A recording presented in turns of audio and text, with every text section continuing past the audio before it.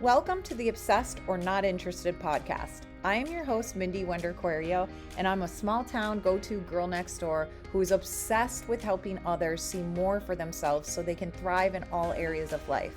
I love researching all the things like wellness, mindset, relationships, you name it. If I'm obsessed with it, I get hyper-focused on it and I research the crap out of it, and then I share it with you.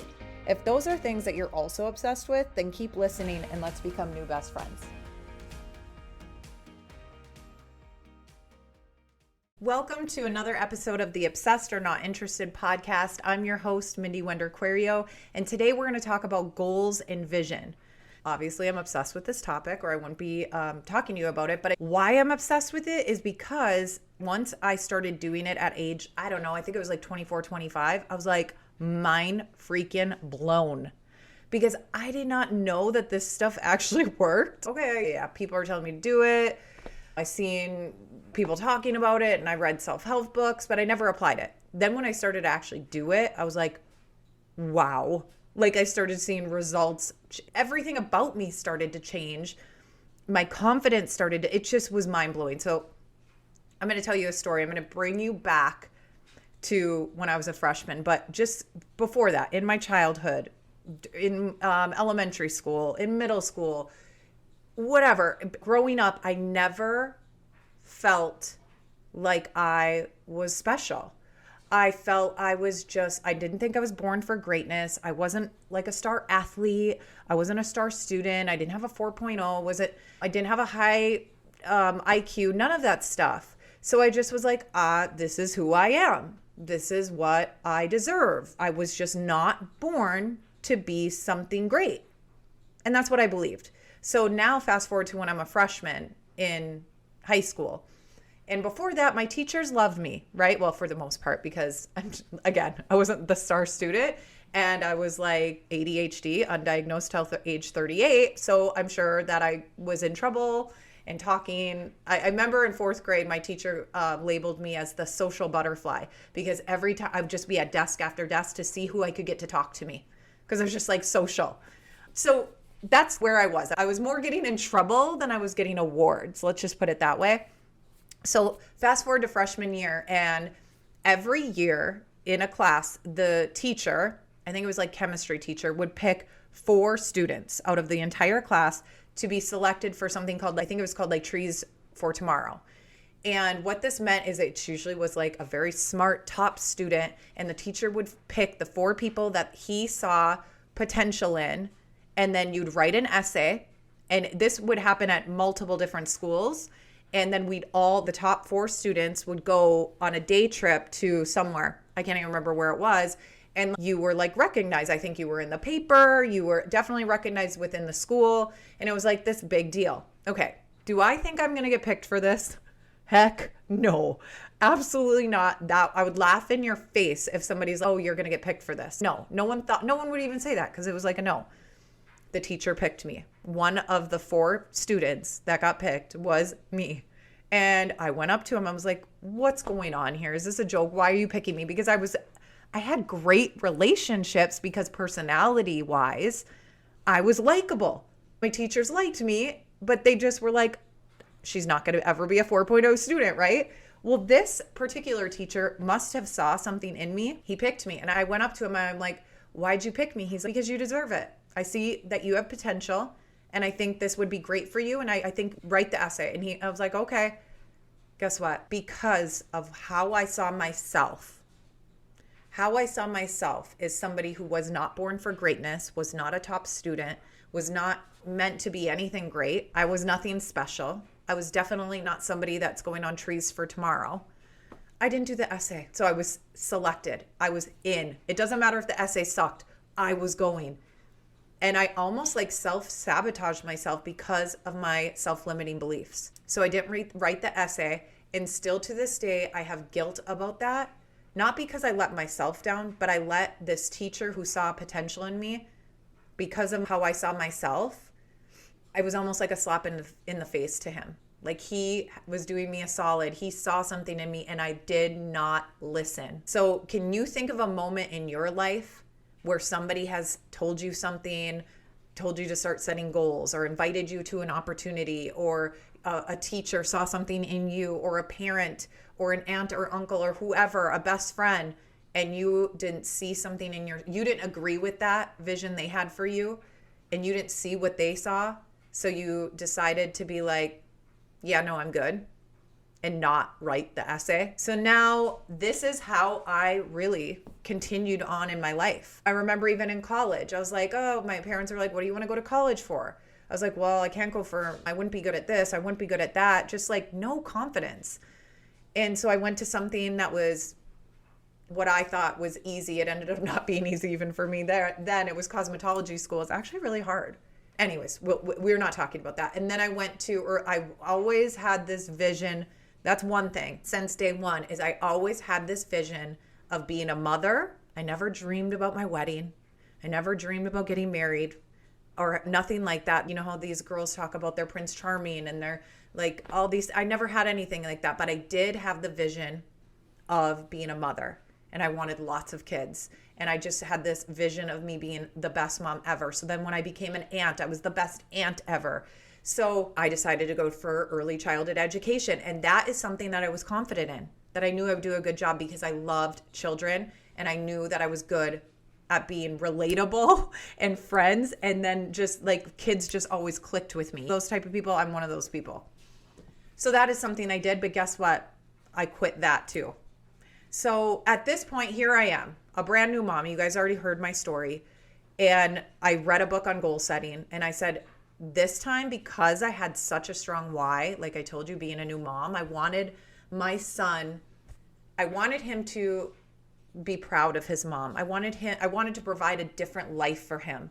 I wanted to teach him that he is born for greatness, that he was born for greatness, and he has so much potential. And he was 8 months old.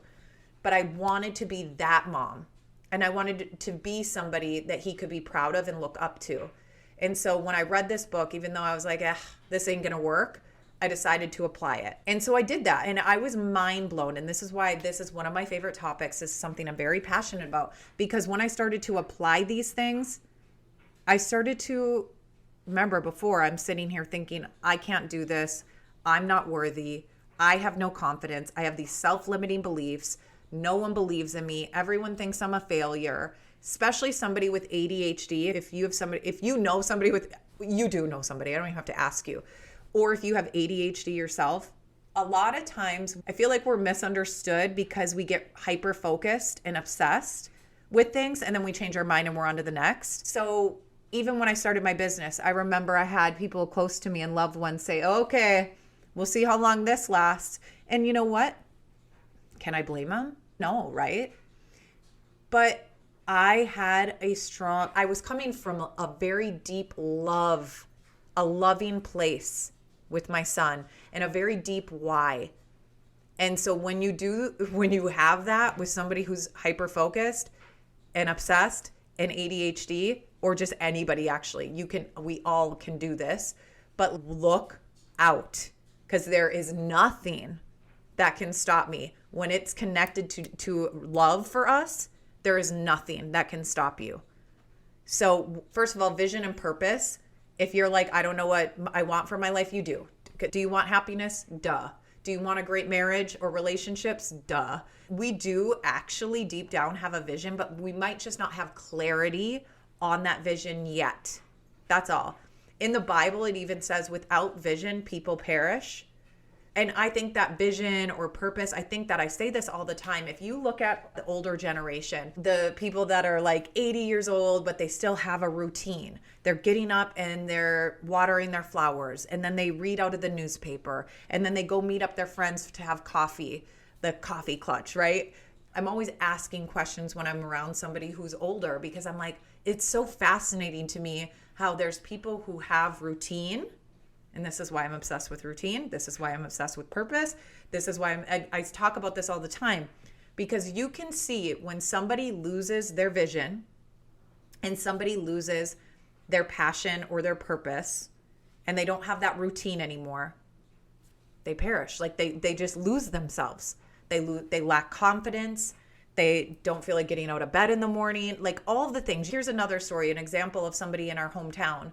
this amazing man. Everybody, to know him is to love him. He owned a store that has been around forever. It was just like a wholesome store. Like, anyways, he was just a really great guy. And he was happily married. He was so friendly, always like doing things in the community. Everybody knew him and loved him. Well, recently, I would say, I don't know exactly, 6 months ago, his wife passed away. How terrible and how sad, right? And he just still, such a great person, was like, this is a part of life. She's gone to be with Jesus. Handled it so well. Still showing up to his stores with a smile on his face. And then just recently, I would say maybe a month ago, maybe 2 months ago, he decided he's going to retire. It was time, right? And so he had this retirement party and sale and all these things. And the whole community was so sad, but it totally understood it was time for him. Now, just a couple days ago, I read in a women's group that I'm a part of to pray over this man because he was sick. And then just yesterday, we found out that he went to be reunited with Jesus. And it's so sad, right? But at the same time, I started to think about this, and I talked to my dad about this, and I said, his wife passed away, so he didn't have that purpose as much anymore. Obviously, he's older, so this is like old age, it happens. But he didn't have that oomph for life anymore, like a reason to get out of bed, a reason to go to work, a reason to put a smile on his face, the purpose, a vision. And so he kept going through the motions. It probably just wasn't, and I don't know. I didn't talk to him, so I'm just speculating. It probably just didn't feel right anymore to him. And he probably's like, you know what? It's time to retire, which, again, everyone understood. And then literally a month later or 2 months later after retiring, now he's gone to be with the Lord. His time has come. And I said this to my dad, and I talk about this a lot. And my dad I'm so much like my dad. We're like best friends. He always has a routine. He always has purpose. He's always working. And he's a recovering workaholic.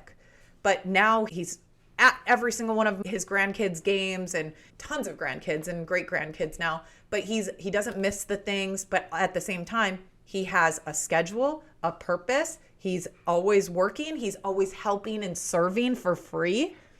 If you know my dad in this community, I know most of you listening do not, but he's that guy that you call him up and he's there in 2 seconds to help you. If your freezer, he owned an appliance and furniture store, and if you ever did business with him, and anybody who ever has, had nothing but great things to say about my dad. He's just one of those dudes, down to earth, selfless, and is there when you need him. And so we talk about this a lot, about purpose. And I said, don't ever retire, Dad. I always tell him that. I'm like, because without vision, people perish. Without a purpose, you lose it. And we talk about examples when we see this happen in people around us, in our family, or in general. And it's so true. So this is why you have a vision and you have purpose. But this is why we really need to get down and get clarity on these things and maybe journal about it. And I'm talking to the dudes out there too. Just because girls are more likely to use like a journal or write things down and whatever. I talk to my husband all the time. So guess what? I was so proud of him last night. We are going on a trip today. And I watched him make a to-do list. And I was like, are you writing this down? Because I feel like I'm white noise to my husband. But he like actually listened. So dudes, I'm telling you, and I've been preaching this to my dad. I was the office manager for him when he owned his appliance and furniture business.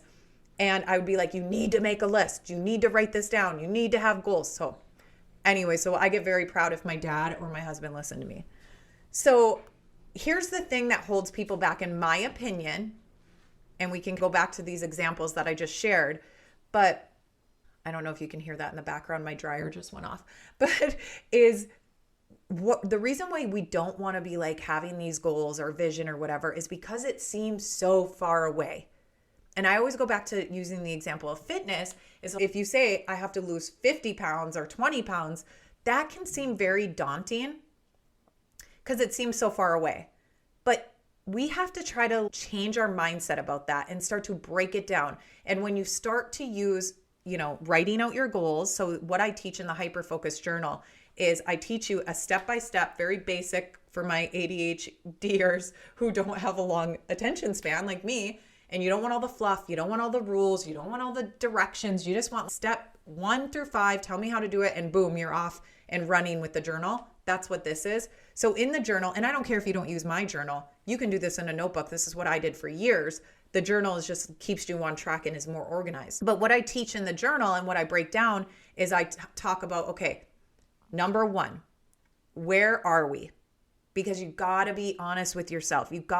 Sometimes ego gets in our way and we're like, well, I'm doing really great here. I'm doing great there. But when we can really get honest with ourselves and put our ego aside and have self-awareness to rate yourself on where you are at, that really helps you to see, okay, where I need to be going, what I need to improve on. Is it my marriage? Is it my business or career? Is it my health and fitness? We go through all that. So I do that. And then we go over what are my top priorities and then what are my long-term goals. So 1 year to 5 years. And then I break it down. Okay, short term, what can we do in 90 days? What can you do in 90 days? So this is what I'm talking about. So again, when we say we have to lose 50 pounds or achieve a crazy goal, we're held back because it feels so daunting. But when we break it down and let's just make this a 90-day thing. So what could I accomplish in a short-term period? We still have our long-term goal, right? For 1 to 5 years. But what can I accomplish short-term in 90 days? And then daily, we break that down even smaller. What is something I can do that takes less than 10 freaking minutes that I could do today and get done today? That would lead me towards that short-term 90-day goal. So when we do this, oh my gosh, it's so freeing.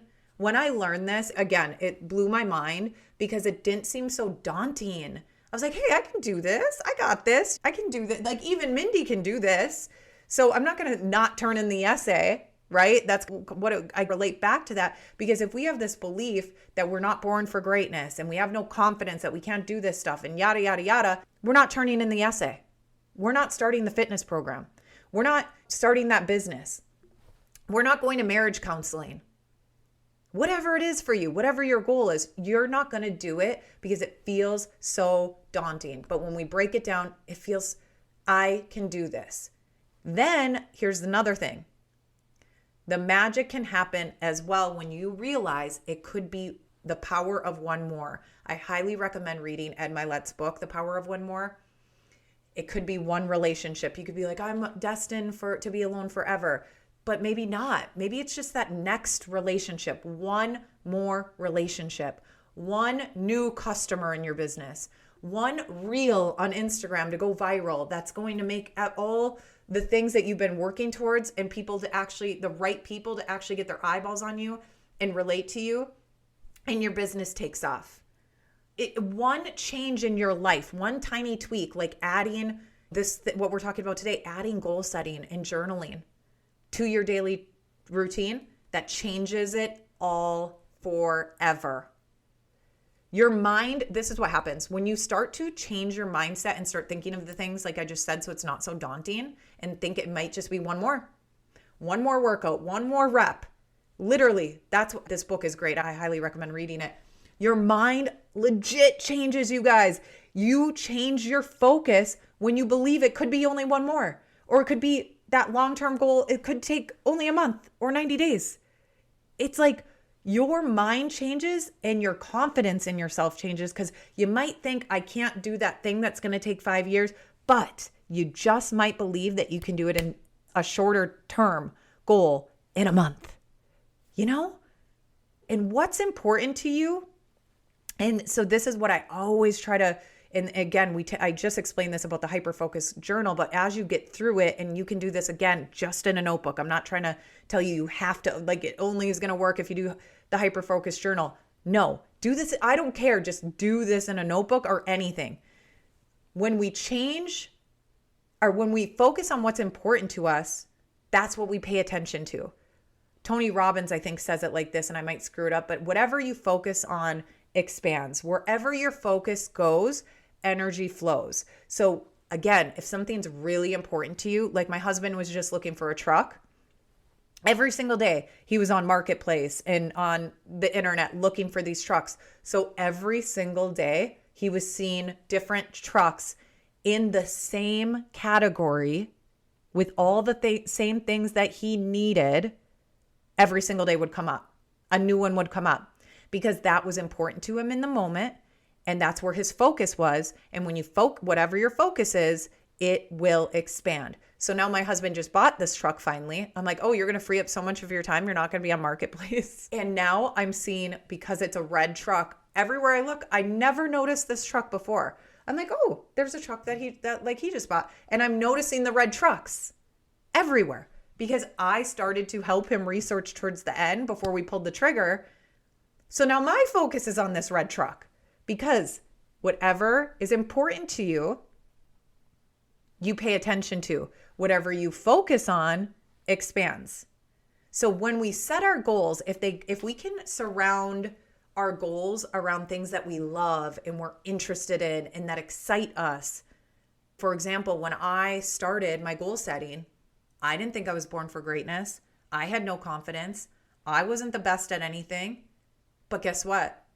I had my son, who I loved more than life itself, and I would do anything for him.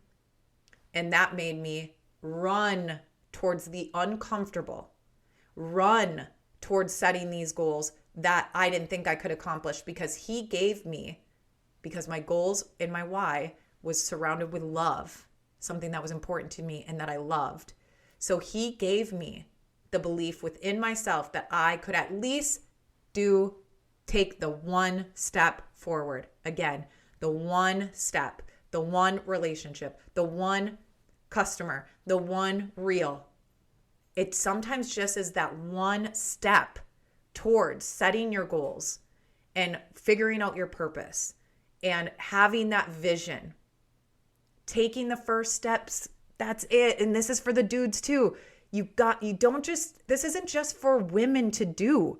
Look at Ed Milet, Brendan Burchard, Tony Robbins, Kobe Bryant. Oh, Kobe, what an inspiration.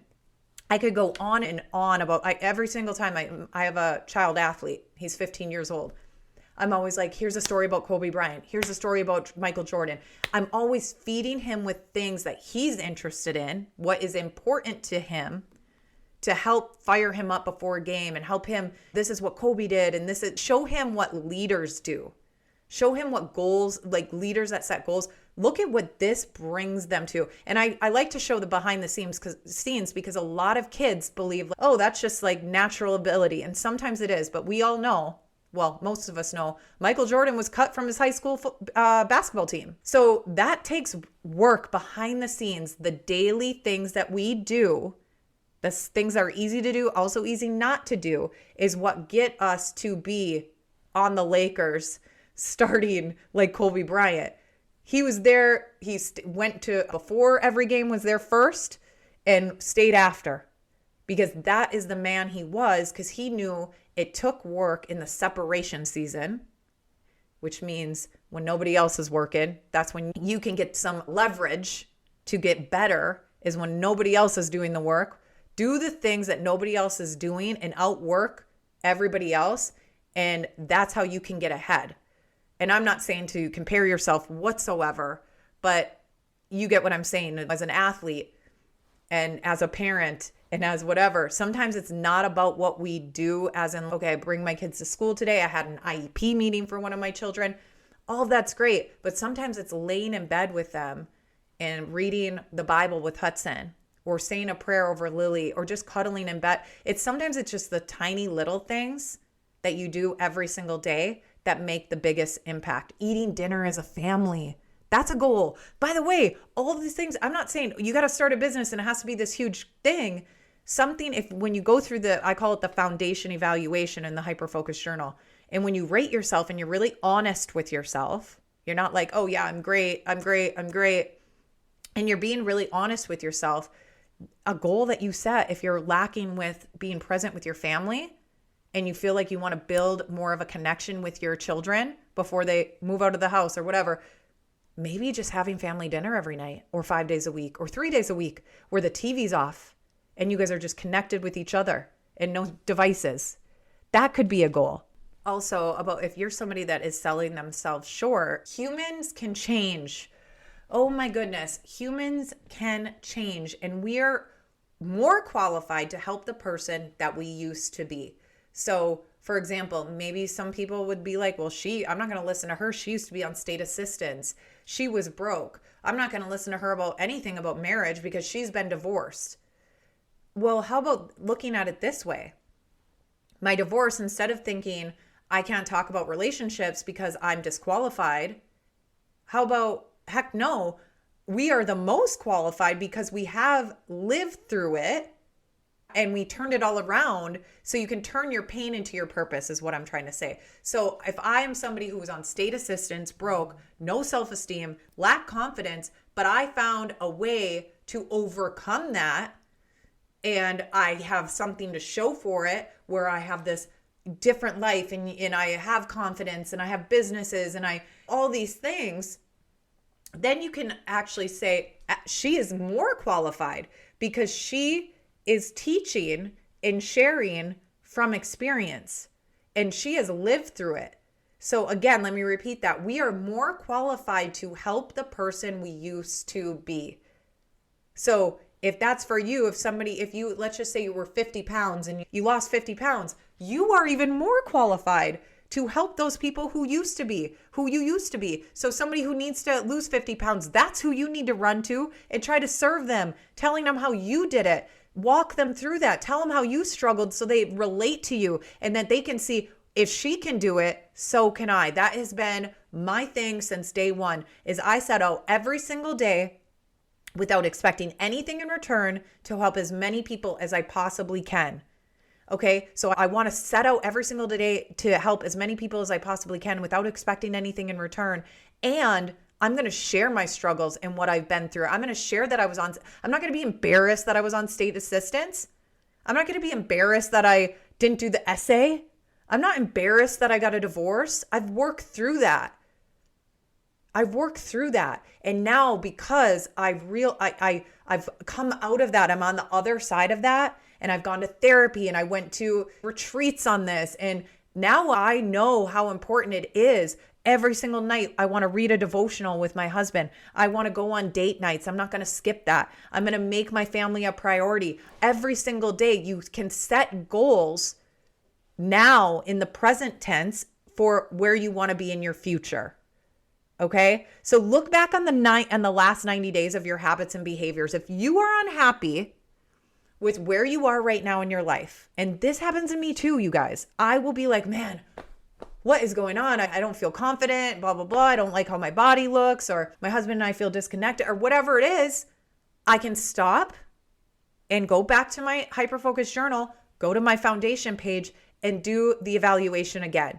Where do I rate myself? Where do I need to change? So what I do in the hyper-focused journal, you do this at the beginning and then you do this at the end. So you do it twice in 90 days. And then every single month, at the end of the month, and again, I'm telling you this so you can do it in a notebook if you don't want to get the journal, because I just want you to do it, because this is going to change your life. So at the end of every month, I have a monthly brag sesh. And so I say what worked, what didn't work, what can I improve on? I go through and do that because that also builds confidence and it also keeps you on track to know where you're at.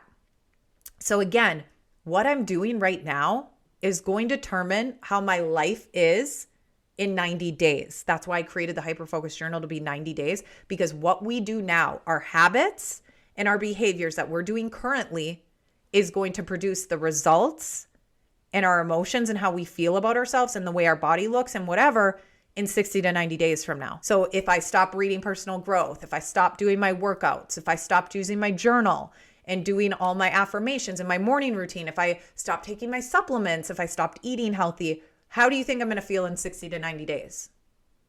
You get it. So that's why it's so easy to lose track, but it's also easy to get back on track. As long as you have put your ego aside and you're focused on being self-aware and you're checking in with yourself every single month, checking in with yourself to see where you're at. And then you're also staying focused on your goals and staying on track with your goals and where you want to go. And reminder, we get out of life what we think we deserve. That's why I didn't turn in that essay. I didn't think I deserved to be on that trip. I didn't think I deserved to get picked for that. I didn't think I was worthy because I had so many self-limiting beliefs. This was my pattern. This was a pattern.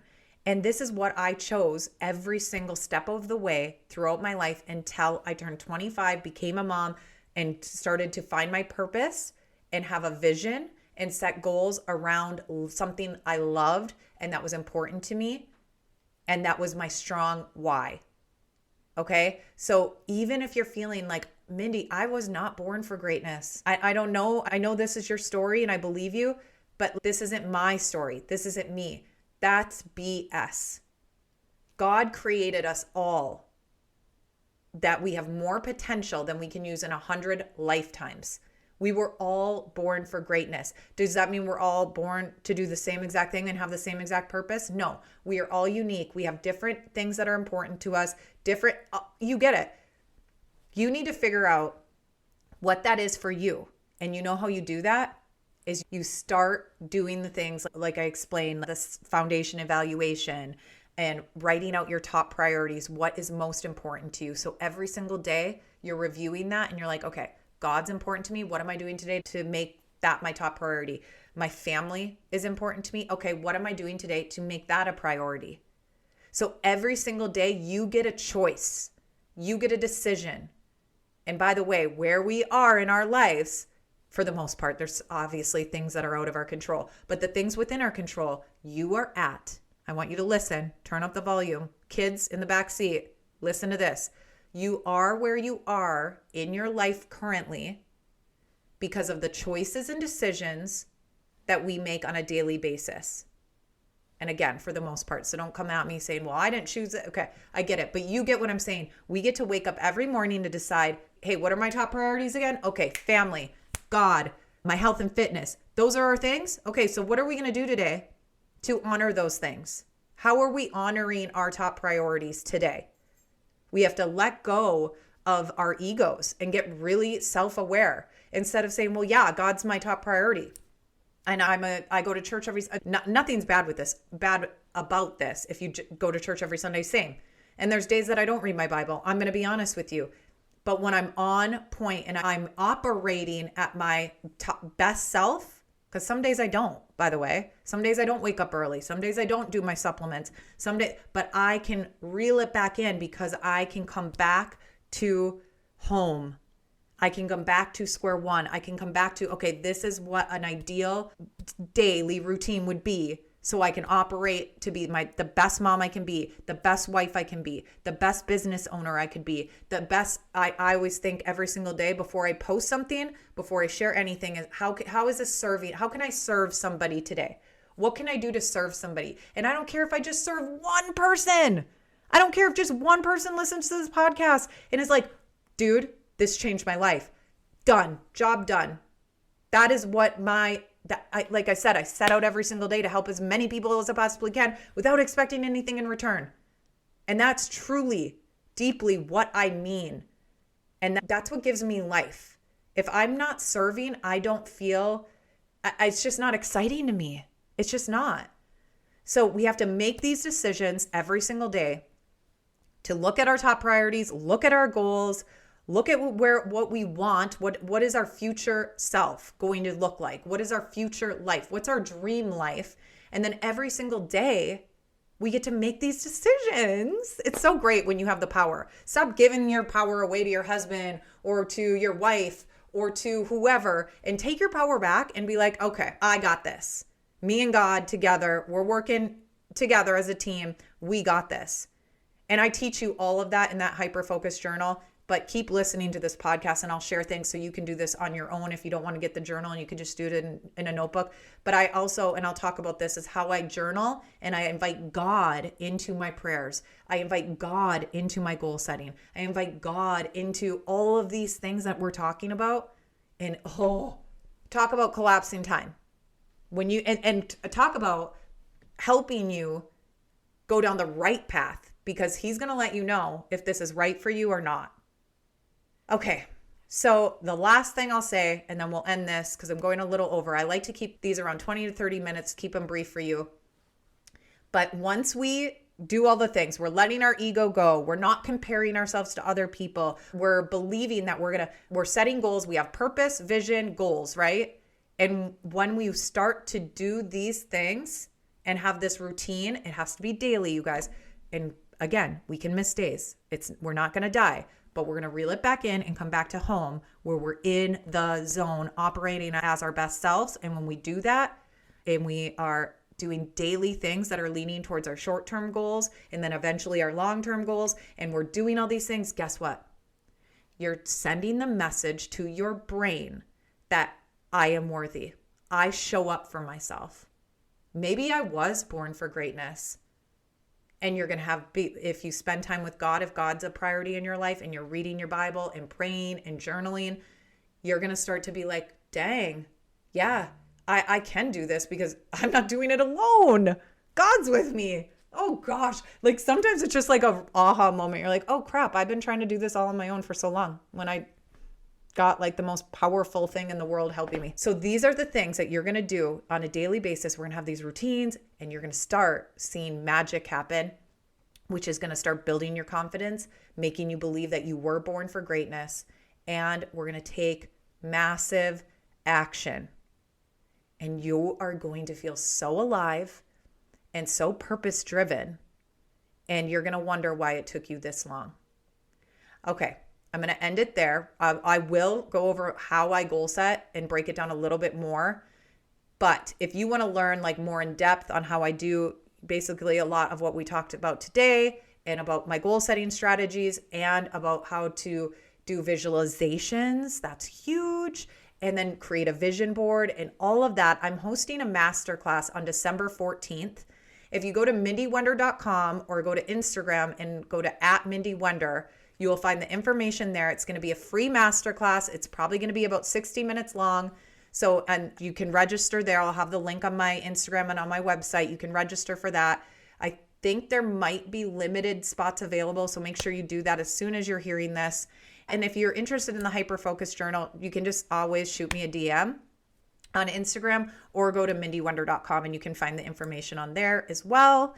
And also the site should be up at that time where we have podcast merch, Obsessed or Not Interested podcast merch, and Hyper-Focus merch, and ADHD CEO merch, and of course the Hyper-Focus Journal. And that's at hyperfocusmentor.com. All right, you guys, thanks for tuning in today, and I will talk to you next week. Seriously, thank you so much for listening to this episode of Obsessed or Not Interested podcast. I love connecting with you on social media. So if you guys want, please shoot me a DM at either our podcast Instagram, which is @Obsessed or Not Interested, or even my personal Instagram, which is @MindyWender. I check them both, so either is fine. Oh, and truly, if this has helped you even 1%, if you could do me a huge solid and leave me a rating and review, that would mean the world to me. When you guys do that, here's why I really love it. It's because it helps the podcast be able to reach more women who want and need this. So truly, that is like the best compliment you could ever give me, is just leaving ratings and reviews for this podcast. Anything that I talked about in today's episode, any links or resources, you will find that in the show notes. Thank you for listening to today. Can't wait to chat more in the DMs, and don't forget to tune in next Tuesday.